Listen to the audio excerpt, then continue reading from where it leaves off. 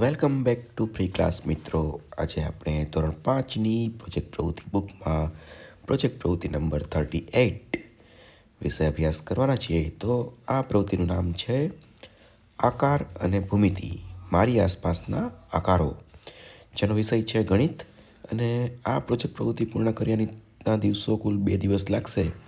અને પ્રોજેક્ટ દરમિયાન ઉપયોગમાં લેવાયેલ સાધન સામગ્રીમાં ફૂટપટ્ટી, પેન્સિલ, રંગો, જૂના ખોખા, જેનો ઉપયોગ કરીશું આપણે. પ્રોજેક્ટમાં સહભાગીઓમાં મેં મારા માતા પિતાઓની મદદ લીધી હતી.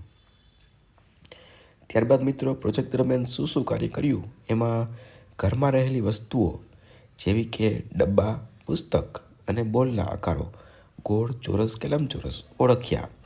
કાર્ડબોર્ડમાંથી આ આકારો જેવા કે ગોળ, ચોરસ, ત્રિકોણ, લંબચોરસ, પંચકોણ, ષટકોણ વગેરે કાપીને મોડેલ બનાવ્યું અને તેની બાજુઓ માપીને તેની નોંધ કરી.